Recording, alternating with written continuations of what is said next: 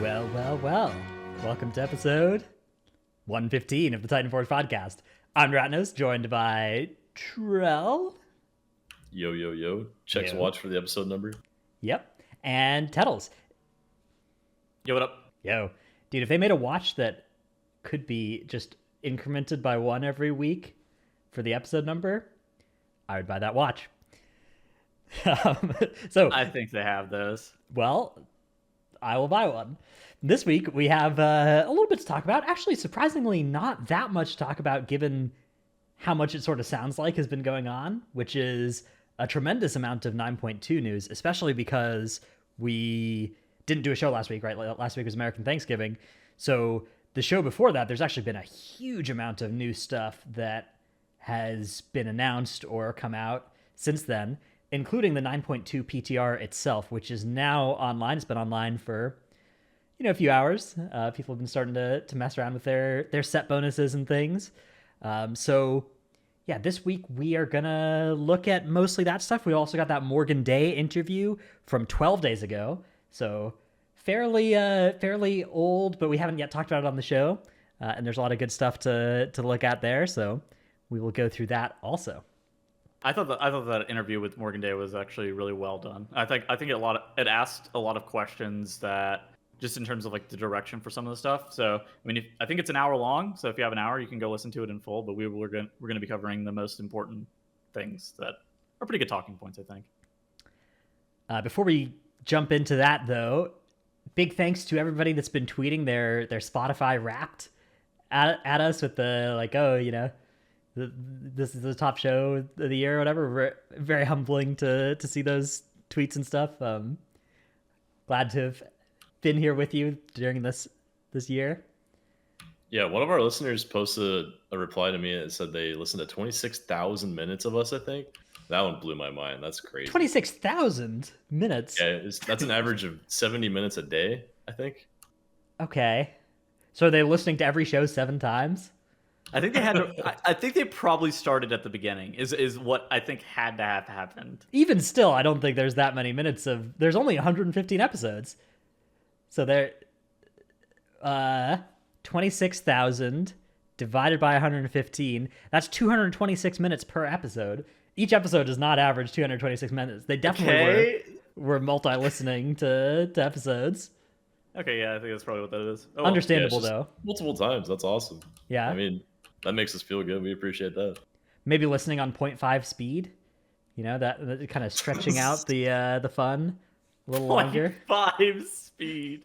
Yeah. I was sitting here thinking 1.5 speed at first, and then I realized that you meant just 0.5. Yeah. Okay. Anyways, very, very, very grateful to those of you that have that have done so, and everybody that's been listening, whether or not on Spotify, to us for however long. All right. Also, a reminder for anybody that has signed up for Tournament Realm for the Great Push Proving Grounds. This weekend is that. So if you are looking to earn that cool banner, the Tormented Banner of the Opportune, then that is this weekend to go and time both of the 15 dungeons that are in the Proving Grounds. Yeah. Okay. All it is you just timed both of the 15s. You had to have signed up a little bit ago, I think. I'm not sure. Yeah, I'm not sure if it's possible to last minute sign up. Maybe, but I wouldn't count on it. But you could still look into it. But I don't think so. But maybe. All you gotta do is 15. Do the 2 dungeons on 15. You're good to go. All right, let's jump into the first bit to talk about here, which is that Morgan Day interview. This has a lot of good stuff that we've covered on some of our individual channels in part before, but here is a look at its again. So this was an interview on the Starting Zone podcast. The Wowhead article here has a embed of that, which definitely, it's a little bit less than an hour, worth listening to if you're interested, particularly if you're, fiending for some more good WoW content to listen to. There's also Limit Max's reaction video to it that is quite good as well. If you've really got many hours that you need to burn. I think he stretched that out for like 3 hours, didn't he? The man can talk. But we will just take a quick look at the cliff notes here provided by Wowhead of what's going on in here. So there's some stuff about the story that most of this is not stuff that we'll cover too much at the top here, but it is worth noting that there's a lot of good little tidbits in here, such as Cypher content will award currency with no weekly caps, spent on its own talent trees, and the idea, somewhere in this they also said there's an idea for this to not be, raiders should be able to ignore the system if they want to. No raid player power will be bound to it. And Really? they're looking into ways of adding content progression speed up on alts, such as ways to earn more Cypher currency as time goes on. You can get gear up to 249 from this, and then pets and stuff, and this talent tree. But it doesn't seem like this system is going to be one that you need to engage with on the kind of usual way that raiders and high-end players have to engage with new systems, which is to maximize it until you've gotten all the power out of it and then never engage with it again because you are so burned out of it. Instead, this looks like one that you can just engage with for fun. I think them setting up an alt catch-up at the very beginning is going to be interesting because it always feels like the alt catch-ups are just kind of band-aided in after the fact. Mm-hmm. But like with one that's like pre-placed, I wonder if it's going to feel any different as opposed to just like some immediate injection of catch-up later on. I think that I'm really excited about that, to like immediately have a way to keep alts a little bit current with tier sets. But also I was going to say, I think aren't tier sets, isn't the catch-up tied to the Cypher to getting that, and also double legendaries? Maybe, yeah. So it may be a case of like, I'm not sure. I'm not sure exactly which of these systems are which. The Cypher, there's the Cypher, and then there's the like Forge, which are maybe separate or maybe linked, or yeah. Oh, yeah, maybe. Okay. It's hard to tell exactly how it's going to work until it's available for testing. Yeah, raid design. I think everyone should take that with a grain of salt, that it's not attached to player power, quote unquote. There certainly is going to be some stuff you're going to have to do to make sure you're getting your double legendaries and your those sorts of things. But as the more that they can put into a system that is detached from that, I think the better. Yeah. Next part of this interview was about raid design, which, speaking of raid design, we do have PTR testing actually coming up tomorrow as of the time of recording this, later today as of the time of this coming out on the feeds, which should be kind of fun. It's 2 bosses. Heroic testing on Friday. Yeah, 2 heroic bosses. People are going to be using their 4 sets for this testing. I don't think they have double legendaries yet. Yeah, but I think we will see some crazy things probably come out from clips or DPS meters from the tier sets. Yeah, Tettles, I think you're even going to maybe come test with me in my guild. So yeah, we'll see. We'll see. Yeah. I'm interested to see what the bosses are like. I think that I mean, just having not had any content in a while, I'm interested to see what they do with these bosses. And they talked about the raid testing inside of this set, notably not looking to test the final 3 bosses on the PTR potentially. I like how Morgan Day worded it is like, if we need to test them to make sure they're not just going to be awful, we're going to need to test them. But at this time, we are hopefully looking to not test them, which I don't know how to fully. It's exciting about it. It's exciting, but also very worrying. Yes, it's definitely very cool to have as much unknown and not tested on PTR as possible. I personally hate PTR testing. I do it because it helps the guild, and that's all of the things that I don't like about World of Warcraft are things I will do to help the guild, right? That's why you were able to catch me in Korthia for a couple months a while ago. But I would love to move as far away from the PTR being important as possible. But I would not love to do that at the expense of the raid fights becoming much buggier, which is, I think, a worrying thing. Like, so they've clarified a little bit more that the plans are maybe to not test at all the final 3 bosses of the raid, which are the 3 that aren't available on Heroic Week and only become available on Mythic Week, which I think would be really cool, especially like, if the story elements are therefore kept secret as well. And then during like Race to World First, we're watching those boss fights really kind of for the first time. Although of course they will be cleared on Heroic probably for a week before they're killed on Mythic, but still, it'd be really cool for like story-oriented players, I think, and for Race to World First fans. But they normally test all of the bosses in a raid except for the very last boss on Mythic difficulty. So that's one difficulty of one boss. If they instead don't test 4 difficulties of 3 bosses, right? That's 12 different combinations that are not being tested.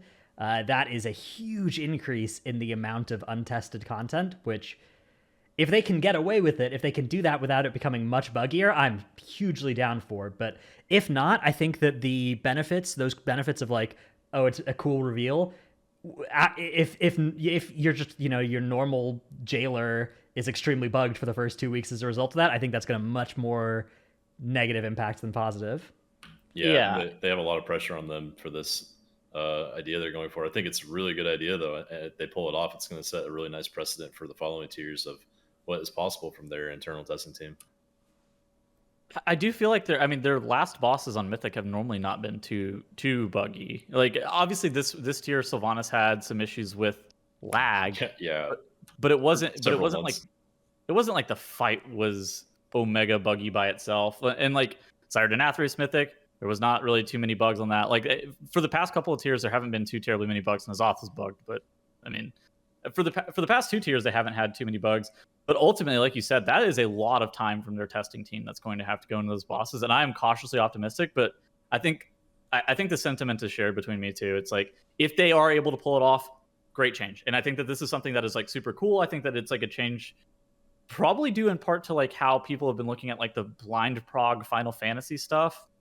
I think that's probably coming off the back of a little bit of that, just in terms of like the developers seeing how interesting that looks. And so they're like, oh, I wonder what it would be like to have our players blind prog bosses. But at the same time, it can't come at the expense of the bosses, right? I think that's right. I mean, and I think that that's something that Morgan Day also stated. He's like, this would be cool. It is not coming at the cost of the boss. Like, we can't have our bosses be bad because of it, though. Yeah, that reminded me. Cyberdenathrius was a pretty good boss in all honesty, but there was something, and that was with pet classes that I think still to this day can't get their pets to the mythic ads.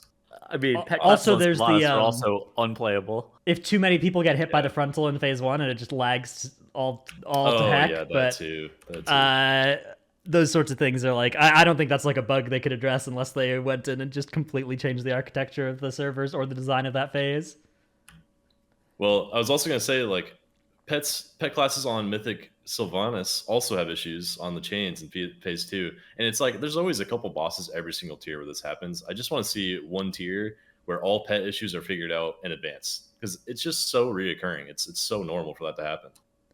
Yeah, I remember Carapace and Azoth. I killed that as a BM hunter a few times.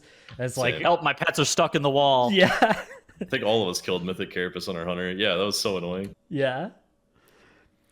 But yeah, I'm excited about this. I also like the idea. So they talked a little bit about not repeating mistakes from a previous raid to the next, right? So after Tomb of Sargeras, which was Tomb of Soak Garrus, right? All the fights where you had rogues fainting and going and standing in a swirly that was supposed to be 4 people standing in.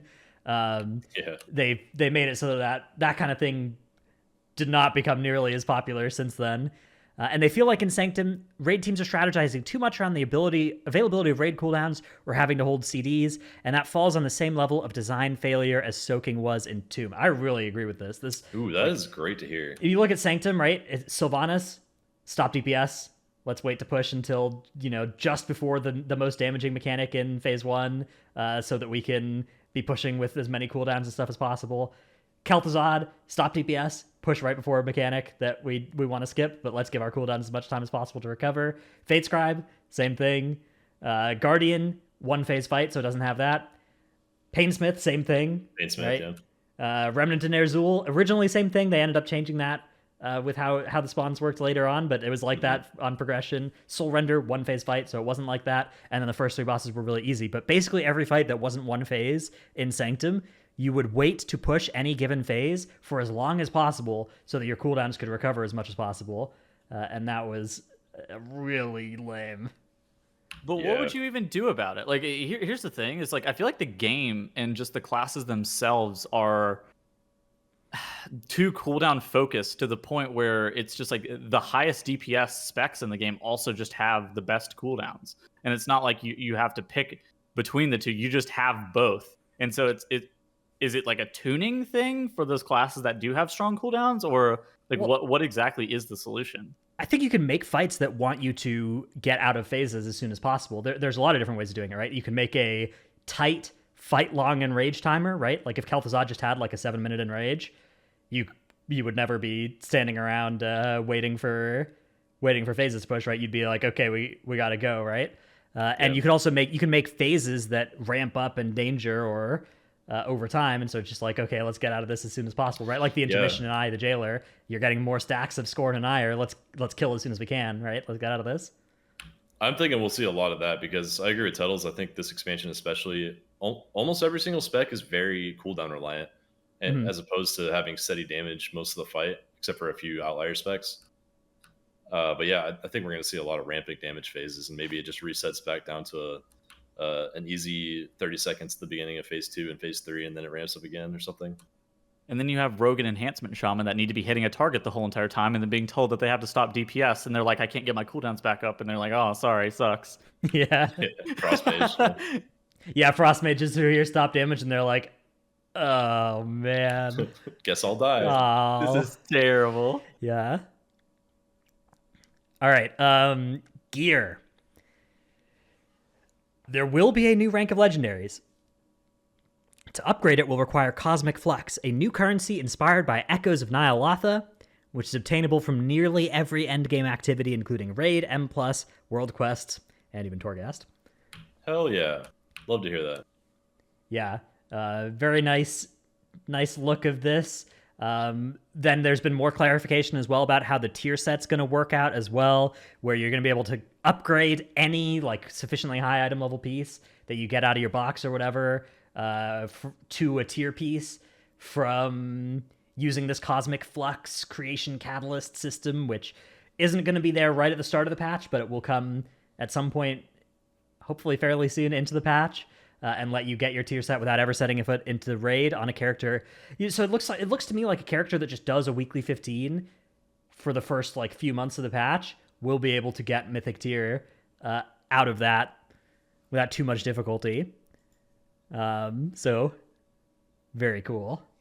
I think it's cool. I don't think that tier needs to necessarily just be gated behind raiding. Like there is like some allure to tier sets just in general, and I don't think that these people should be getting them at the same pace as other people. I think that that's like the biggest thing, right? Is like it's the same reason that like PvPing, whenever raiders have to PvP or PvPers have to do PvE to be able to get the absolute best gear, it kind of feels bad. But if you're able to get it on a character a couple months down the road doing a minimum level of content, it's normally not too bad, and it doesn't feel super egregious. And ultimately, I do think that this is like a pretty good way of making it feel okay just from most players involved, to where raiders don't feel like they have to just like dedicate their lives to raid while also doing all the other content, and these other people who don't want to step foot in raid don't have to.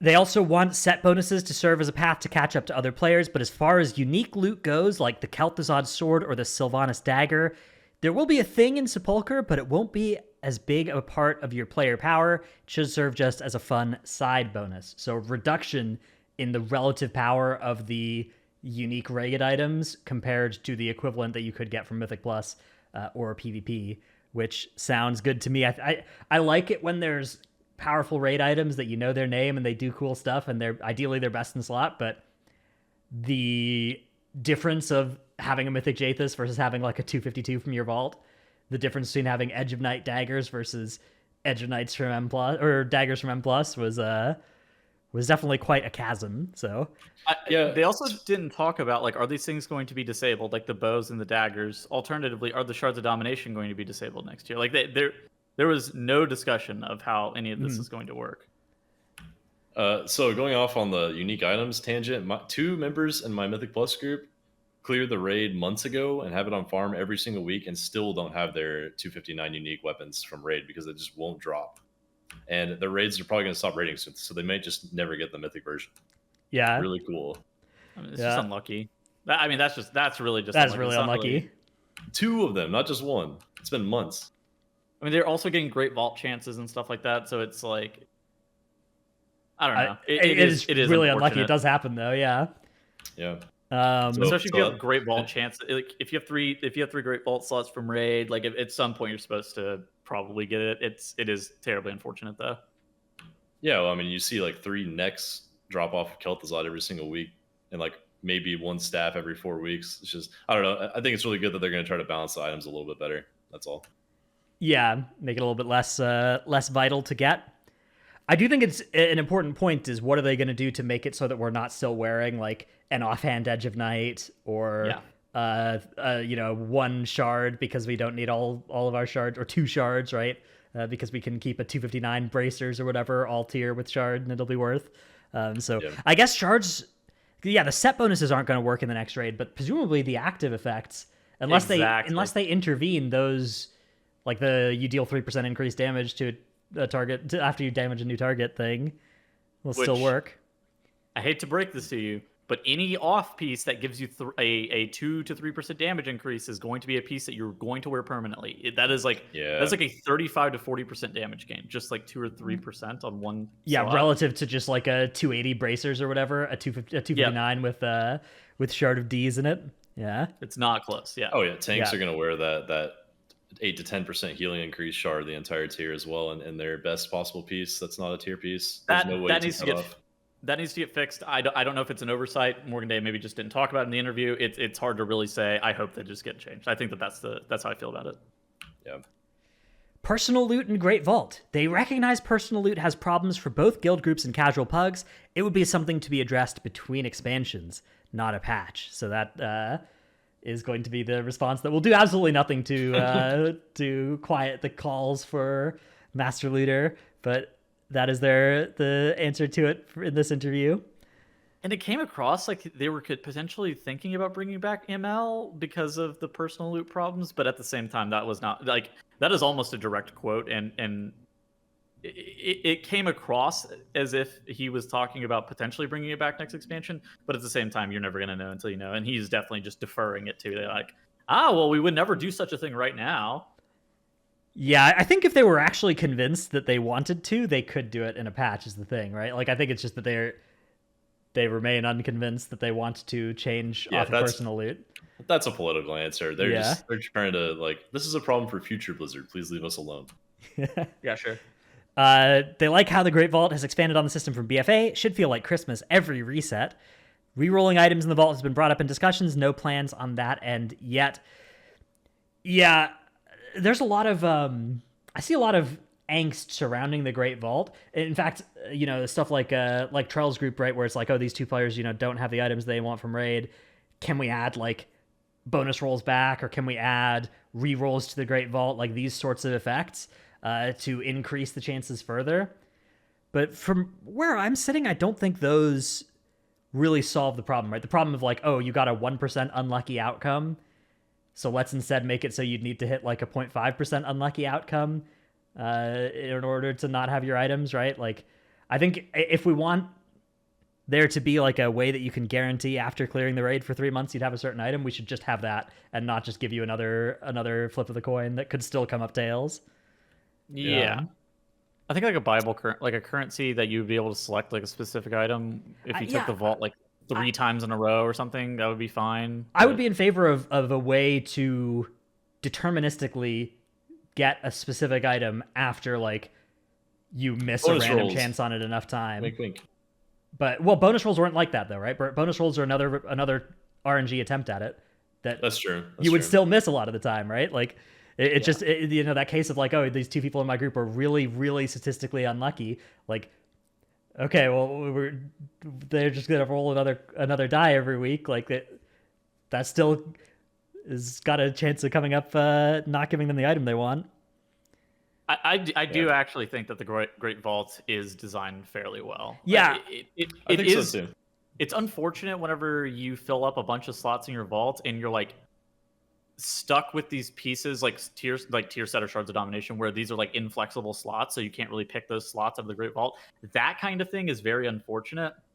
And the Great Vault definitely works best in tiers like Castle and Athria, where a lot more of your slots are flexible, so you have higher chances of getting the tier sets are going to be, you can upgrade the items into tier sets, right, from your vault. So that fixes that. But the domination shards were, a horrible, like, bricked half of the items you could get out of your M plus slots.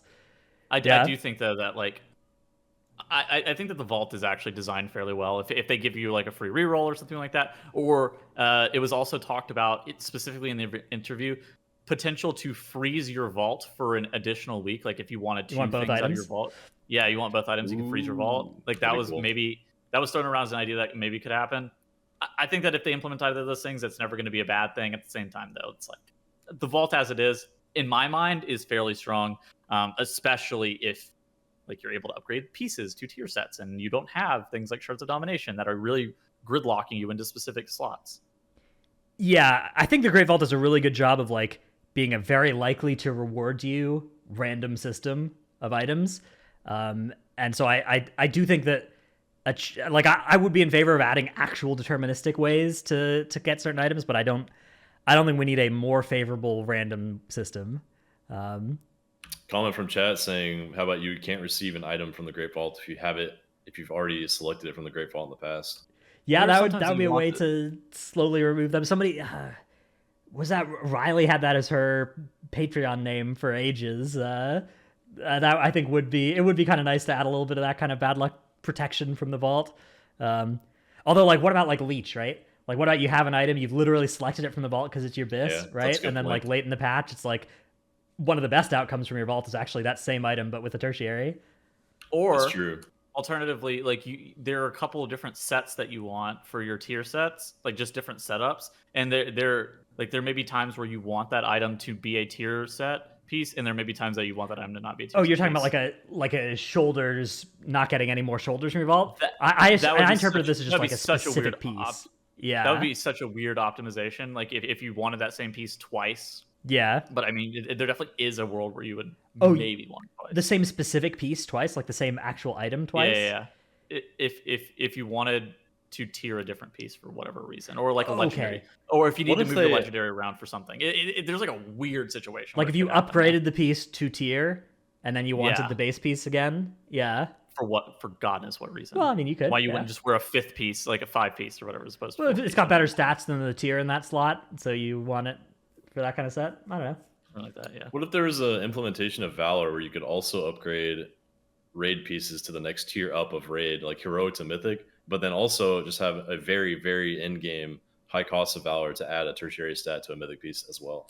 So then you could eventually fully max your character in a patch, but it would take a long, long time, and you could target the items that you need from several ways of clearing the raid instead of just one.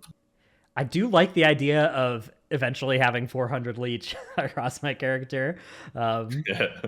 But yeah, I don't think the game should even have that always, but I think during 0.2 or 0.3 patches, right at the end of the expansion, that could be a cool way to, like a cool thing to grind instead of corruption resist at the end of the Yeah. expansion. Yeah. If I had full leech on the tank, that'd be so awesome. I just want that. That's all. Conduits. They heard a lot of community feedback on conduit acquisition, with how much effort it takes to upgrade them, how you can't target specific ones. They've added steps to address some of the problems, haven't decided how to properly address others. They're discussing if a conduit upgrade item like the ones from Korthia will be in the patch or not, but there will be new conduit levels, maybe one more rank.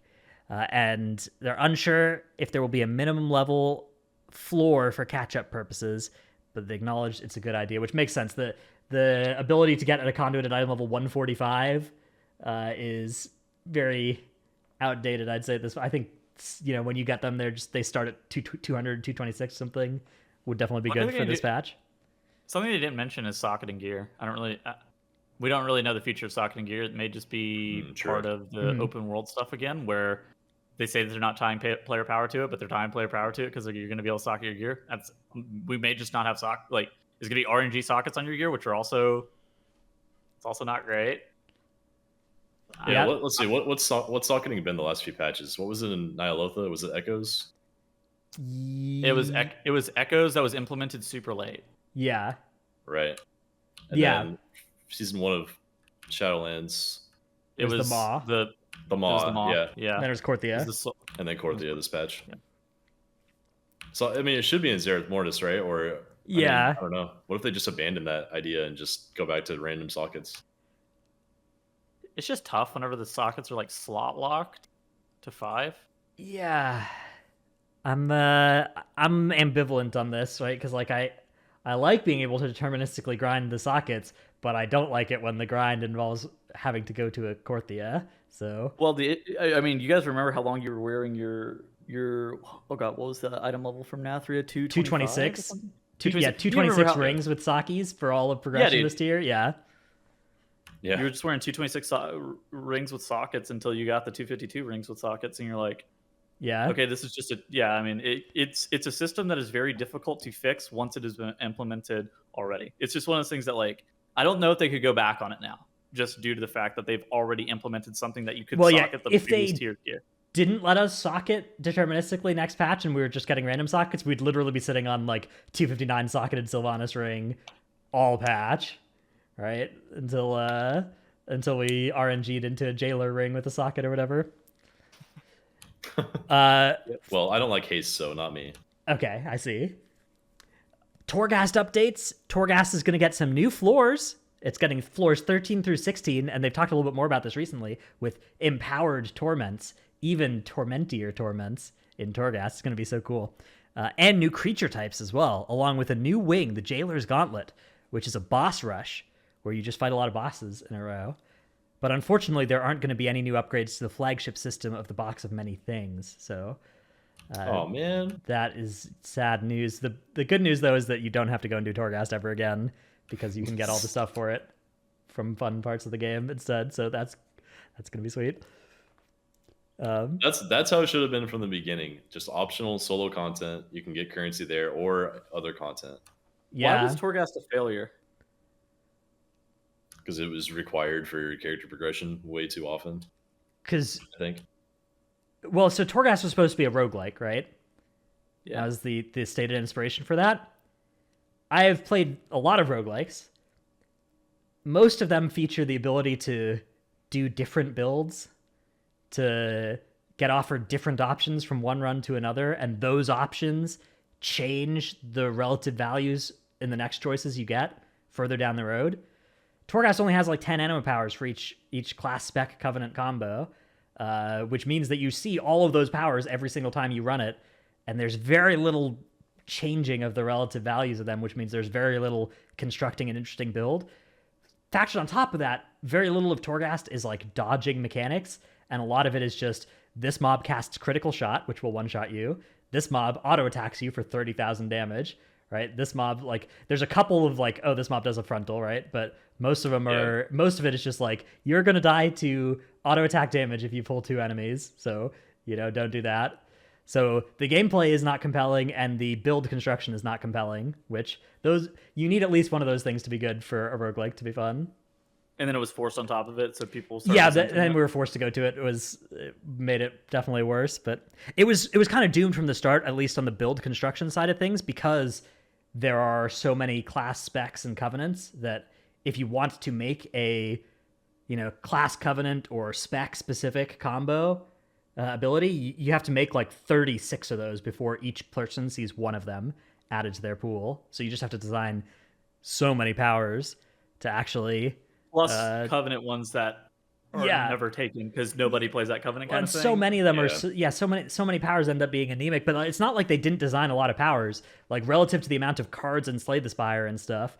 They designed a lot of them, but the thing is Slay the Spire only has 4 classes, and so they each class has a huge amount of variety in it, whereas WoW has the denominator is so big that the fraction result becomes so small. Yeah, that's a good point. I always went for pretty much one build on every tune doing Torghast, maybe 2 different builds if I had different options at the start, like no more than that. And then plus, I heavily agree with the fact that there were too many fear casts, so you couldn't pull too big if you didn't have enough stops or damage to quickly kill them. Unavoidable auto attacks that did too much, and just too much damage that you couldn't avoid. I mean, the more you can avoid in both Mythic Plus and Torghast style play makes it so much more fun because you can just pull bigger if you're better at the game and keep pushing yourself to new limits without having to just stop and kill one mob at a time. Tazavesh is getting added to M+ as well. Similar approach for Mechagon, and testable on PTR. Actually, testable right now on PTR. I've seen a screenie of a timer it's from overtuned. It already.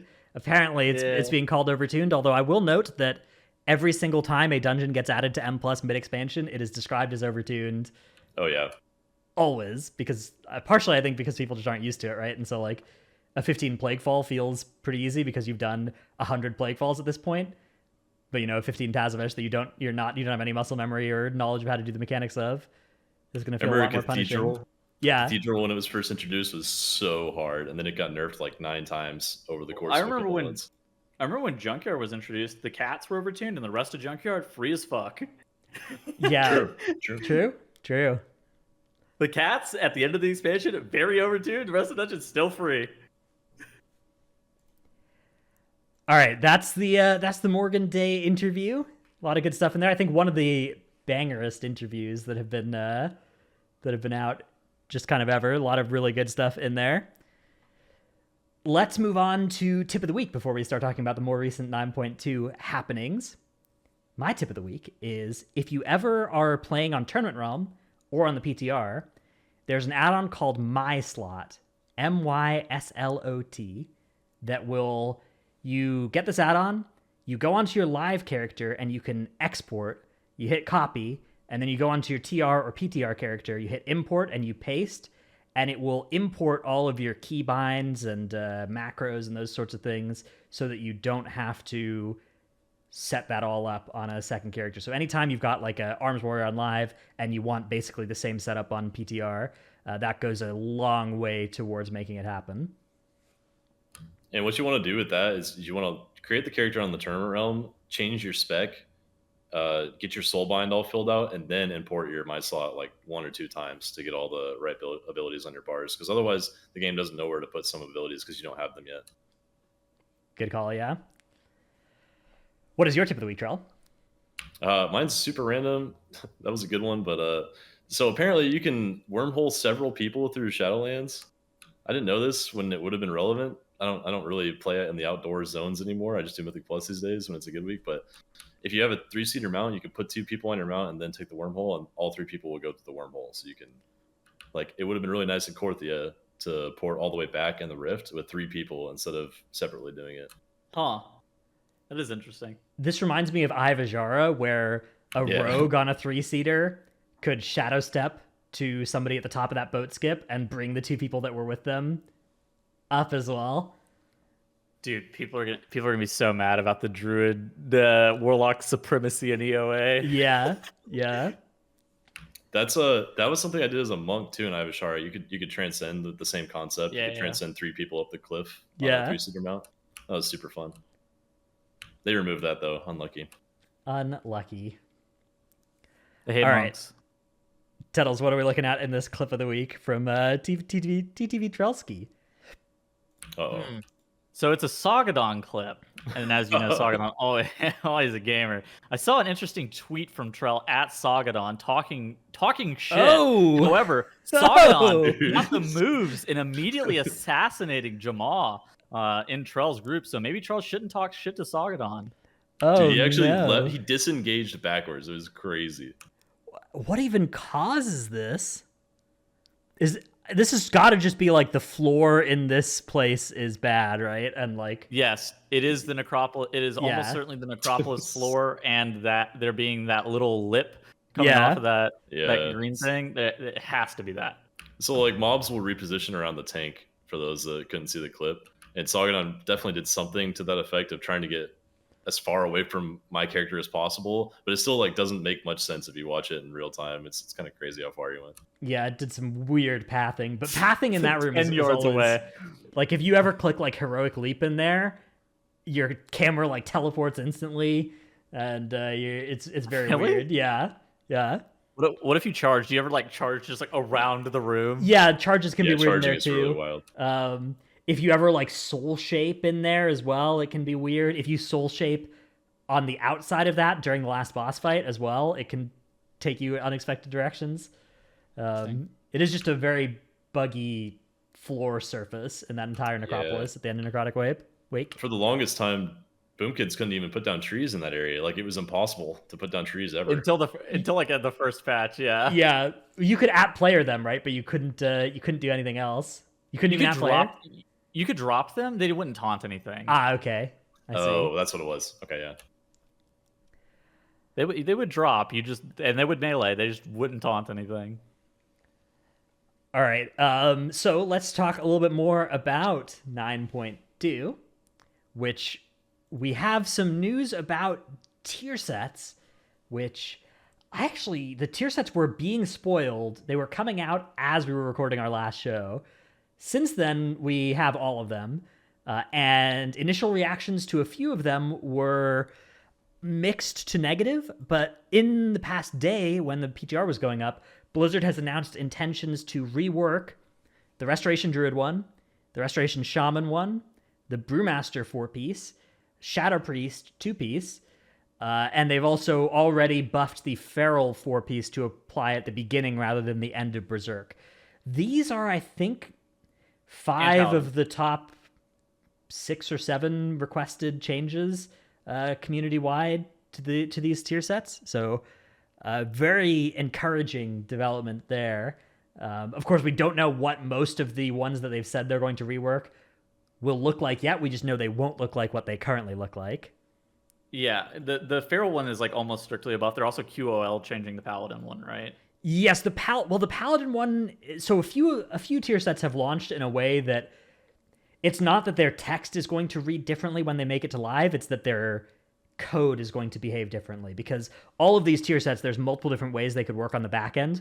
You could look at like Unholy DKs, for instance. There's like 5 different interpretations for how their set bonus could work. The current implementation is the least favorable one for them. But for Paladins, for instance, the Prop Pally one, they are making sure that so right now on the PTR, it doesn't properly work.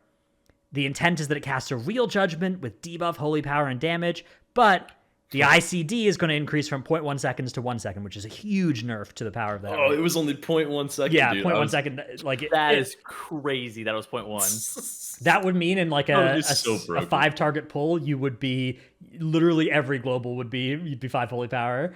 It'd be crazy. That's crazy, insane. And Shield of the Righteous is not on the GCD, so you would just do so much damage. It's on its own CD, so you'd be pressing it on its CD that is separate from the GCD. Yeah. I think it's really cool that they are changing the Resto Druid, Resto Shaman, Brewmaster Monk, and Shadow Priest ones. Because I remember whenever you and I made the video for Wowhead, we were talking about some of the big losers for the tier sets, and the Resto Druid, Resto Shaman, and Brewmaster ones were the ones that we were like, these are bad. These are like really bad. And so seeing them get changed, because like we don't play these specs. I mean, I guess you play Brewmaster Monk some, so like there's some like knowledge there, but just like cursory looking at them, we're like, holy, these are just not well designed. And the fact that they're walking it back based on community feedback so early is very promising. Yeah, I'm super excited about that. I hope they do something with Brewmaster similar to Pally. Like they could do 20% chance when you dodge an attack that you fire off a blackout kick at the attacker that you dodged from. Like that would be really, really similar to Pally and help you defensively and offensively and single target and AoE, and that'd be so good. Could you stack mastery if you did that and just dodge every attack and get a stack of mastery on the dodge? And, yeah. That'd be so good for the synergizing with the class. I would love that. That'd be kind of cool. Yeah. I think a lot of people are pretty excited. I think a lot of people are pretty excited for their tier sets. I think the only people that are really complaining now are just DKs, right? DPS Death Knights. I would say they're not the only people complaining. There's also a lot of people that are complaining about the implementations of theirs not lining up with how they should work as well. Like there's just ways that the effects are not working in the first few hours of PTR too. But yeah, I think Frost and Unholy, there's problems that those communities still have with their sets, which Moonkins is just bugged right now and not working, but I mean it is what it is. It'll get Moonkins fixed. have a cancel aura for celestial alignment that is a DPS increase right now. Am I mistaken on that? It happens. You cancel sometimes. It's not a lot. We hope that gets fixed. I don't want to do that. That's cringe. Yeah. It's not even like it's a damage gain. I don't really care if it's a damage gain or not. It's just cringe to play like that. Yeah. Yeah. I mean, it's really early. There's going to be a ton of bugs over the next few days that people are figuring out because PTR has only been up for a couple hours. Like I've already seen a bunch of hunter bugs be listed out. Now Moonkin, I hear from you. DK Nagi put out a big list of possibilities that he thought it could be the set, and it was like the worst possible one on his list. Yeah, there's a lot of good stuff. The arcane one as well. It's some of these are a case of like, are these design choices with how it's intended to behave, and then there's some where it's like, okay, this is clearly like this one is just kind of behaving buggily right now. So yeah, I would expect to see a lot more iteration on those, and probably in the next few days I'll have a lot of changes to them. All right, in addition to set bonus stuff, there is the addition of boss descriptions in this PTR build. So these are the little descriptions that show up in the Dungeon journal for each of the bosses. Anything in here jump out to you guys? One that I've seen being memed quite a bit is the jailer, a cosmic being who has never known defeat, despite the fact that we found him imprisoned in the maw based on him Yeah, that was a little not weird. winning in the first time he came into conflict with the arbiter and stuff. Not Well, the that was a arbiter, different but realm. the primuses. That was a different realm. This is I the see. news jailer. I see. Yeah. Didn't he used He's- to be the arbiter? Wasn't that what the lore is? We need someone to come on the podcast that knows the lore. Dude, yeah, he lore used is yeah, he used to that used to be his job, and then they made like a construct to do it for him or something, or to do it in place of him because he is kind of, kind of sus. he's like the Among Us guy. Yeah, speaking of Among Us, that's the Lords of Dread fight. The Dreadlords have worked for eons to bring Zoval's plan to completion. They only need to complete one final task to ensure none are left to resist the new order. The Anduin one has some interesting stuff as well. As time runs out, a difficult choice must be made. Defeat the Boy King to save the cosmos, or risk everything in order to restore his soul. Ooh. Maybe that means on Mythic you restore his soul, and on the other difficulties you don't. I don't know. Oh, is there an option to kill Anduin and you Oh, just yeah, become could a we just- villain for the rest of WoW? Just whichever guild, world first Anduin, whichever decision they make is the canon answer for what happened to him. Oh, that'd be kind That of cool, would be- actually. Lit. People would be pissed. Yeah, That that'd would be so be bad. so cool. People would be so bad. Can you imagine? People would be so upset. They'd be like, "Why did they pick this decision? This is dumb. I hate them." I Well, please be Oh. that. Please be that. That would be so I'm cool. very interested to see if the difficulty of these bosses is going to be similar to how it's been in the past, where it's just like bosses start easy and then just incrementally get harder. Penultimate boss and last boss are typically the two hardest by a lot. In the raid instance, typically being, well, at least on Mythic, over 100 to a couple hundred pulls. Or is Anduin going to be last boss candidate material, and then you have some two or three difficult bosses that follow him? Like, how is it really going to work? Is Anduin just going to be like a mid-tier wall, Painsmith level difficulty, or is it going to be like a normal Gore thing? I don't really know. Fiend. Because I remember in Battle Dazarlar, people thought Rosticon, Yeah. because how Battle Dazarlar was initially pitched is that Alliance and Horde had two different ways that they were going to go through the instance. And people were like, this sucks. This is not it. And so then they walked it back. And then people were like, is Rosticon going to be end boss level difficult? And then everybody I don't understand how this happened, but the narrative got pushed that Rosticon was going to be the second hardest boss of the instance. And then people got to Rosticon, probably the easiest boss of the instance. Okay, Yeah. Champion of the Light was way easier, but Rosticon was probably like the second easiest boss in that raid. Especially when you could, what was it, the BDG strat? The Corner, holy the shit. corner brewmaster statue tanking Bwansamdi. Oh, That was a banger strategy. That was a Healers good were just bombing the strategy. statue. Yeah. Same thing happened with Guardian of the first ones, though. On beta, we thought it was going to be a huge wall, and then Yeah, we Race were War like, first, they- Sludge Fist 2.0? Is this going to be the best Sludge Fist ever? the sixth healed boss. yeah, then they roll up with 6 paladins, and there's like whoosh, dead. Yeah. Yeah. Speaking of paladins, we have some new Trinkies coming as well that have been started to be played with on the PTR. Speaking of paladins? Well, this is the It is a paladin this trinket. yeah, so this is the Lion's Roar. Presumably this is a Anduin Trinky, if I had to guess. It's an int Trinky that channels the light for 3 seconds, creating a zone of protection around you, absorbing 20% of all damage taken by allies within up to a total of 60,000. This is the Emerald 252 version as well, so presumably this number will be a lot bigger for the Heroic and Mythic versions. Dealing holy damage, dealing shadow damage, or killing enemies reduces the cooldown by 3 seconds, and it's a 10-minute cooldown. 10-minute cooldown. Dude, God, Blizzard literally hates everybody that's not priest and paladin. Well, yeah, let's aware. Let's think about who deals holy damage and who deals shadow damage, and then who is left out there crying, dealing physical nature fire damage as healers. Arcane, yeah, like what the? It's also a 20% damage reduction going to the 2 healers that already are the best damage reduction classes. It is capped, but yeah, it's the cap of 60,000 is like that's like half an AMZ or something. So I mean, yeah, it's basically like a healer AMC. Yeah, kind of. It depends on what the ICD is as well on this, like on the cooldown reduction proc. Because if you can get multiple hits of 30-second cooldown from like a consecration tick on 5 targets, this will be a very fast cooling down trinket. Yo, I have a question. Isn't the Lion's Roar that world boss that we had to fight last expansion? The one in the tank. The one in Arathi? Yeah, I think it might be. Yeah, yeah, the one that's in Arathi Islands. Yeah, that was. Okay, just making sure that we're on the same page. That was a great world boss. There's a new world boss this oh, thank God. in Zareth Mortis as well, so you got that to look forward to. Oh man, I Three hope it more doesn't, renown. I hope it doesn't lag my computer to death every single time I go to it for the entire patch. No. It's not just whenever you go to it. It will lag the whole entire zone whenever somebody else goes to it inside of your shard. right. I hope you weren't planning on pulling the jailer during prime time hours on your server. Well, dude, actually, that was the most scuffed shit. Like, please, I hope that never happens again. If it never happened again, it would still be too soon. We also have some new PvP trinkies.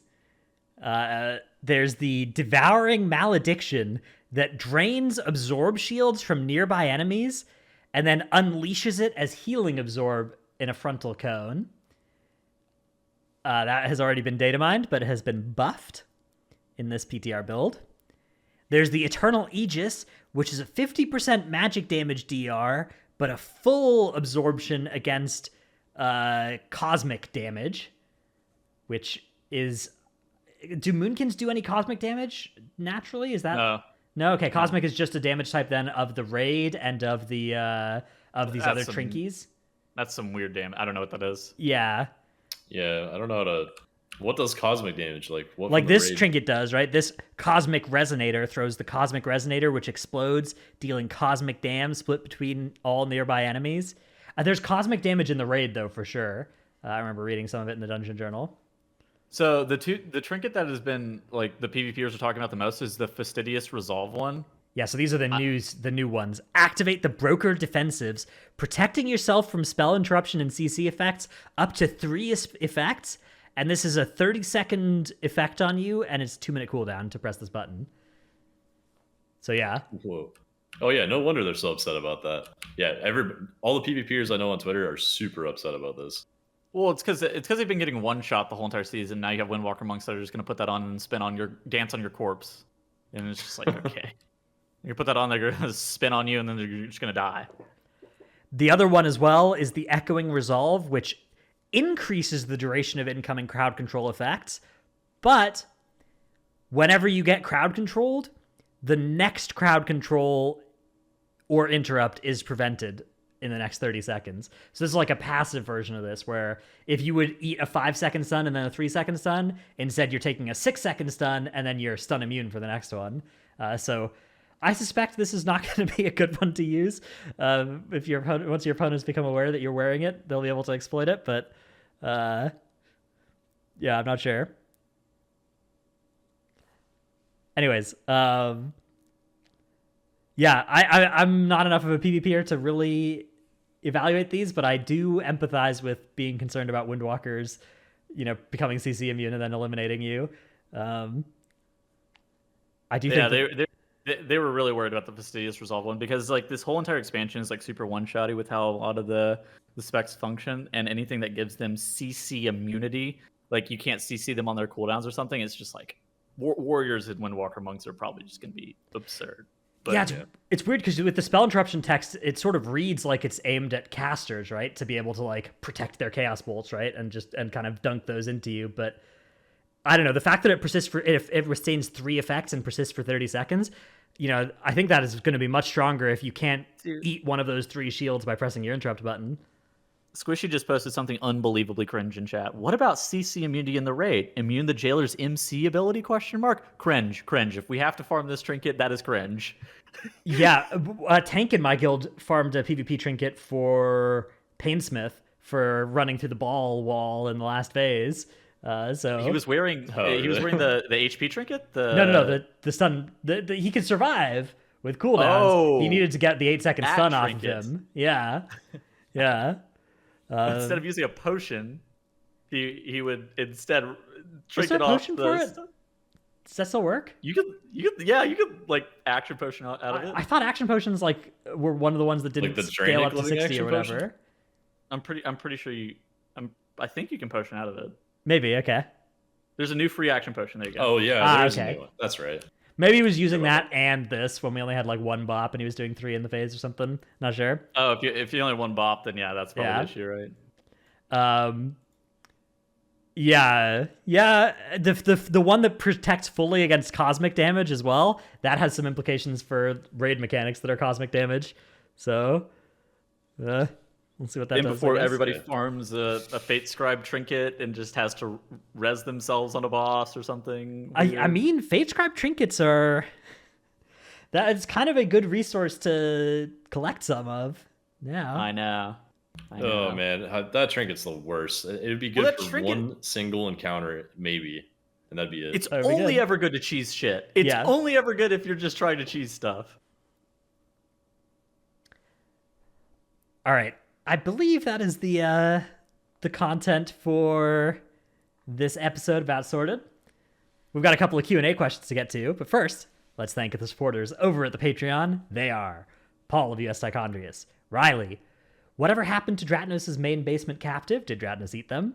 Ja, Dratnos' dino pillow, Chromed Trekkie, Tettle's catfisher, Chewy, Nasumi, checked my hair for a hidden message and all it said was Rogaine. It's not good AMZ, meme. it's AMZ.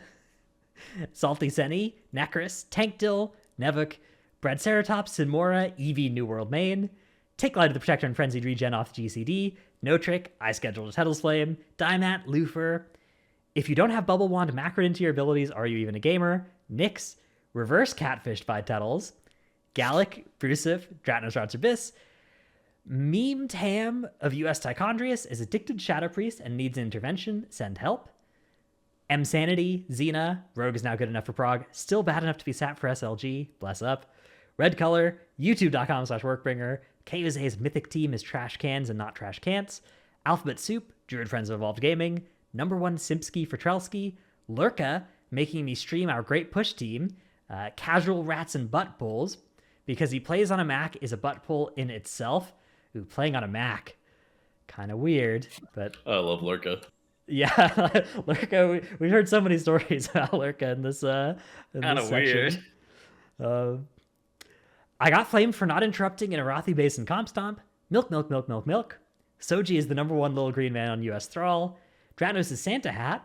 Sifei, Pone, Windwalker Monks deal with nerfs by rolling with the punches. Thanks all for the support. Good ones in there this week. Boomer. Boomer? That last joke, not you. What, Windwalker Monks deal with nerfs by rolling with the punches? It was a good dad joke. I That like guy, it. that guy is clearly a father. He must have kids. Tettles is just in denial that he's in his mid-20s now. When I hit my mid-20s, he started calling me a boomer. You Not a booner. You're old. You're old. I don't know what you want to say, man. Yeah, my favorite thing about Windwalker Monks is the way that they get buffed or nerfed. Right? Other specs, if you want to see like Frost DK get a 5% buff, it's like, oh, we've increased the damage of these abilities by 5%. But with Windwalker Monk, if they get a 5% buff, it's like, oh, we fixed this issue with, Storm, Earth, and Fire clones not doing this like they're supposed to. And then similarly, if they're supposed to get a 5% nerf, it's also, oh, we fixed this issue with Storm, Earth, and Fire clones, doing more than they're supposed to. Like, that's how you nerf or buff Windwalker. Not giving them a damage number change. All right, Q&A time. Our first question comes from Itchy Legs in Discord, who asks, what can they do to make dungeons and the game in general more interesting between patches? They should be implementing constant new stuff like Fortnite IMO. All right, I'll take this one first. I actually think that what they have in the game right now is pretty good. I think that the issues that Shadowlands has ran into is the fact that they only came out with 8 8 dungeons on launch, and like the repeatable content, just as a general rule, was not repeatable for long enough that like for as long as the patches have been out. And I think that that's the biggest issue that the game has been running into. I think that like what they are doing and like the content that they're bringing is fairly enticing, and I don't think that we need more stuff to do. I just think that we need more frequent patches of like the newer things. And I also think that like if they're going to come out with 8 dungeons immediately, they need to be coming out with more dungeons very fast, because I don't know how you guys feel, but I feel like I got all of the pushing I needed in season 1. And it's just like, all right, that is a really sad state of affairs if I feel like I pushed all of the keys that I need to just in 1 season. Yeah, I'm basically in the same boat. Like, I could do another season, but it's only because I can only play at this point in the patch. It's late in the patch. I can only play like 2-3 weeks out of the 12-week rotation because the affixes are still unbalanced. So I'm still getting a little bit of pushing content over time. I think that a big thing to do as well is just the replayability of parts of the game, right? The parts of the game that are fun to do need to be like the systems of this expansion have, especially before 9.1.5, have really gotten in the way of that, right? Like, what's a fun thing to do 4 months into a patch? It's like roll up a fresh alt, play a fresh spec, play a fresh build of some kind, right? And this expansion, there's so much friction, especially up until now, but even still now, but much less now than there used to be. But for the first year of this expansion, you know, playing a new build involved like a week-long commitment of farming your thing up and then not being able to switch back if you didn't like it or if you needed to raid or whatever. And that really damps the enthusiasm to, you know, to do the things that are normally the most fun for me 4 months into a patch of like screwing around playing some dumb build. Yeah, that alone is so daunting to not be able to play an alt right away. It takes so long to get it up to speed. And then there's also the fact that just dungeons are so intricate and fragile these days. Like, every pull is so fragile, even with a coordinated group. I'll let my DPS die to aggro still, even though I've min-maxed my threat to death. Threat's still an issue. There's fervent strikes in all the dungeons all over the place. You know, the mechanics that hit the nearest player when the tank's kiting. Mandatory kiting via necrotic, by the way. There's just all sorts of stuff that destroy people's desire to play alts because there's so many barriers to entry, basically.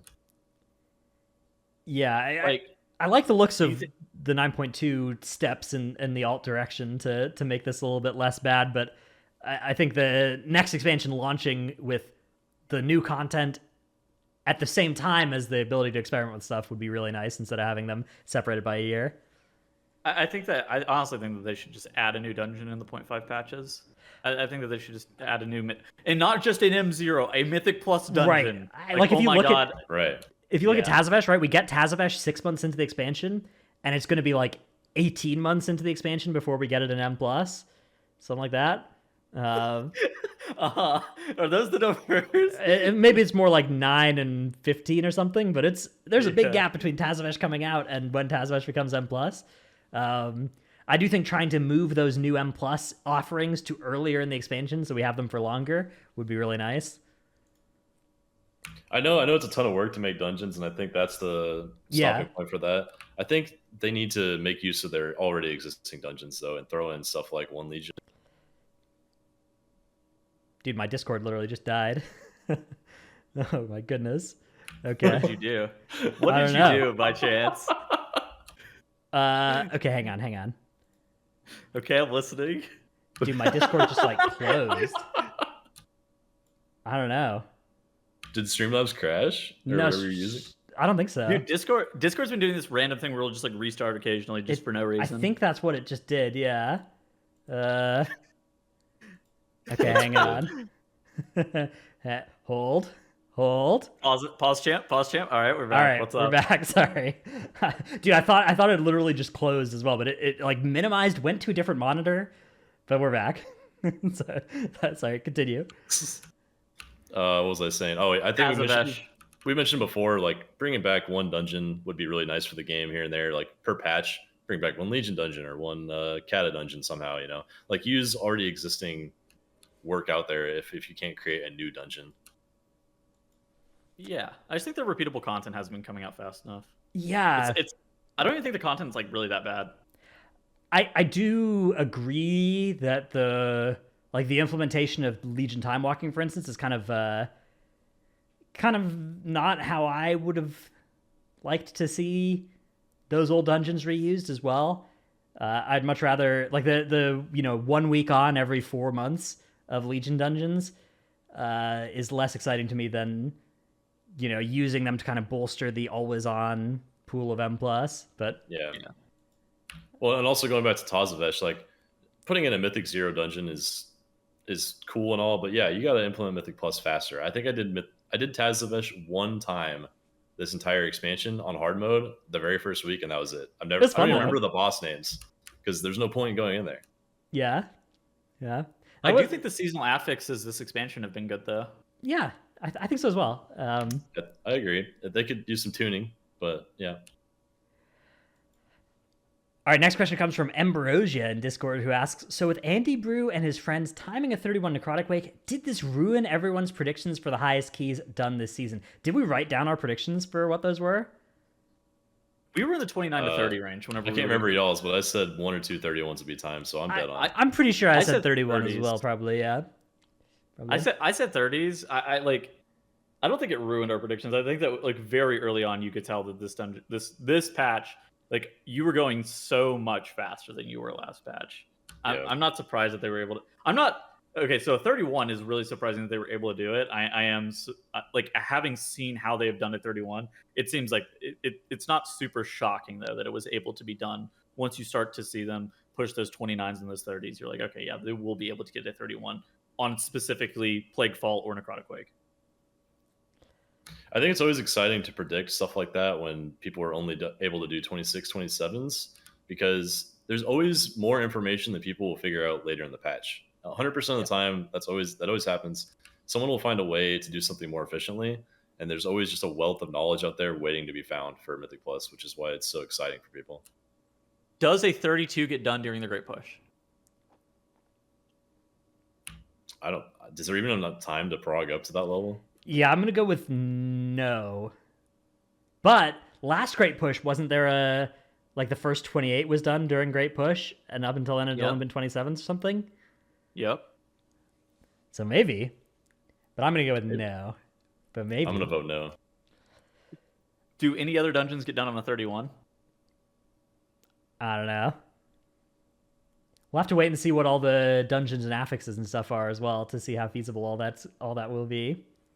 I mean, dude, they even during time trials, man, they slammed world first Necrotic Wake and world first Spires of Ascension were done during time trials of the first Great Push. Yeah. I think it could be Plaguefall. I don't see a scenario where any other dungeon is done on 31 unless some cheese is figured out, like the Plague Borders were last time. It could be a wild card like that. Man, I hope we don't get another Plaguefall Sunday or Plague Borer Sunday. That was well, they changed. They did change the rules. Plaguefall Sunday, so yeah, probably. Actually, I do think 31 could be possible because they're going to take an Arcane Mage through the entire dungeon with the Wonder Grow buff. I actually do think that might be the case. You can buff the Arcane Mage with a Resto Druid like we do in my group too. It's pretty insane. Speaking of Great Push questions, our next one comes from Hasta in Discord, who asks, does the elimination format, one team dropped per day, reduce the chances of seeing those crazy high keys due to the teams needing to balance out on the first 2 days? So for those who don't know, the format has changed. It's on the first day, we're only revealing 4 of the 6 dungeons, and the teams are, of the 6 teams, 1 is getting lobbed at the end of that day, the lowest score, right? And then on the next day, the next lowest team, one more dungeon gets revealed, and the next lowest team gets lobbed. And so on Sunday, we have 4 teams and 6 dungeons. And on Friday, we had 6 teams and 4 dungeons. Yeah. I think that, the problem is, I don't know. So, there are a couple things with this format. It is hard to do 4 dungeons in 5 hours at a high level, right? I think you're just trying to post a time at, that baseline, aren't you? Yeah, you basically have 2 shots at each dungeon if you were to play them all out in the full run. I think it will be tough for those teams that are the 4th through 6th the best teams that are going to be really jockeying with each other for staying alive. And then the first through third best teams, like if they have an off couple hours, they could actually be eliminated on day one if they're not careful. So like that might matter. But beyond that, I don't think the top teams are going to be that close to the bottom of the ladder. Like I think it's going to affect the order of the dungeons they have to do, but I don't think it should affect their efficiency that much. So I don't think that the team that eventually wins the tournament is going to have to make that many concessions to this format. Well, it's just like last Great Push, the Incarnation guys did 325s and 124. So they did 4 dungeons. They did a day one, but that was they were the only team that did that. Yeah, that time. And then the other teams, basically all the other teams did 226s in like theater and halls or whatever. I actually think it was theater and halls. The teams will have to adjust and do the Incarnation strat of let's do all the dungeons, right? But how much is that actually going to hurt their efficiency, right? Like that, it's the same amount of time being spent, right? It's just spending it in a slightly different order. Like, yeah, it's obviously not what they would choose to do if the rule wasn't there, but I don't think it should be that much worse. So I don't think it should really nerf the performance of the top team relative to if the rule wasn't there. But I mean, it's a big question mark. It could go either way. Yeah, I agree. I'm excited about the format, though. I think it's going to be very cool. I think the eliminating the lowest team at the end of the day is going to add a lot of excitement to the end of each day 1 and 2, which was one of the few weaknesses of the original format. I agree. That'll now be really it's perfect. And sad for the bottom 2 teams, but yeah, it's of course you hate to be eliminated, but exciting formats are good. Anyways, speaking of exciting formats, this podcast format has now reached the end of its exciting time for this week. We will be back next week with another one. We haven't actually decided yet which days we're taking off over the, holiday weeks, but expect probably some disruptions in the, not next week, maybe not the week after, but probably the couple after that. Expect some disruptions. So we'll let you know once we've nailed down exactly what our plans are for then. But, thanks for watching, and bye everybody.